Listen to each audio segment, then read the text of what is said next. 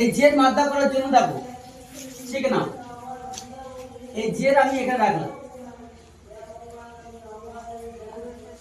J, ঠিক আছে? J নিচে হয় সব সময়, জেরের নিচে বা নিচে জেরের সঙ্গে একটা অক্ষর লাগাও, ঠিক আছে?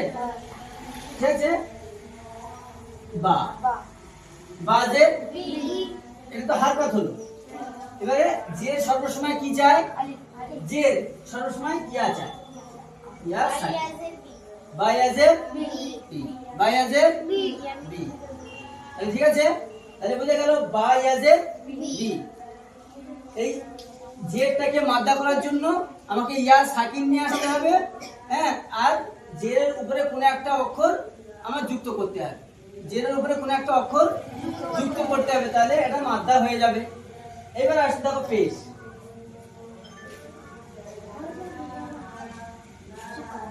পেশ, এ দেখো পেশ। পেশটাকে আমি মাদ্দা করে দেখাবো। কিভাবে দেখাবো? একটা শুধু পেশ এসেছে, তাহলে আমি এখানে একটা অক্ষর যোগ করব। কি যোগ করব? সিন, ঠিক আছে? এই সিন, ঠিক আছে? এই সিনের উপরে একটা পেশ আছে। এটা প্রথম অর্থে তো হারকাত। কি এটা? হারকাত। এবার যদি আমি এটাকে মাদ্দা করতে চাই, তাহলে এই সিনের এখানে আমি একটা ওয়াও যোগ করে দেব। কি হবে? ওয়াও, হ্যাঁ, সিন ও পেশ সু, সিন ও পেশ সু, ঠিক আছে? তাহলে এই সিনের উপরে আমি যখন একটা ওয়াও যোগ করে দেব, ওয়াও সাকিন যোগ করে দেব, তখন ওই পেশটা কি হবে? মাদ্দা হয়ে যাবে। কি হবে? মাদ্দা হয়ে যাবে। এটা বুঝে আসলো যে সিন ও পেশ সু। এটা ভালো করে লিখে দিচ্ছি, দেখো সিন ওয়াও পেশ সিন ও পেশ সু, তাহলে মাদ্দা হয়ে গেল।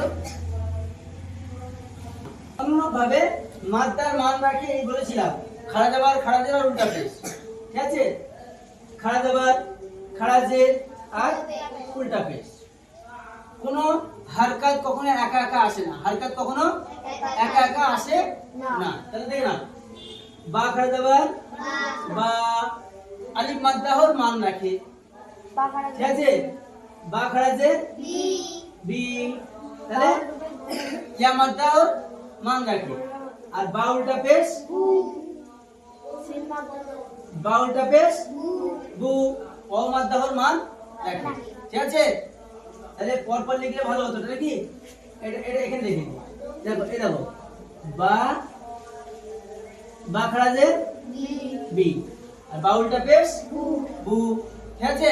তাহলে এই তিনটে মাদ্দা আমি তোমাদেরকে চিনিয়ে দিলাম, ঠিক আছে? আর কোনো অসুবিধা? এই হারকাত কখনো মাদ্দা হবে, কখনো লিন হবে, হ্যাঁ। আবার মাদ্দা হওয়ার মতো মান রাখে এমন কিছু চিহ্ন আছে যেগুলো আমরা পড়েছি, যার নাম খাড়া যাবার খাড়া জের আর উল্টা পেশ। যদি কোনো অক্ষরের উপরে এই তিনটি চিহ্ন আসে, সেই তিনটি চিহ্নকে আমরা মাদ্দা হওয়ার মতো টান দিয়ে পড়তে পারি।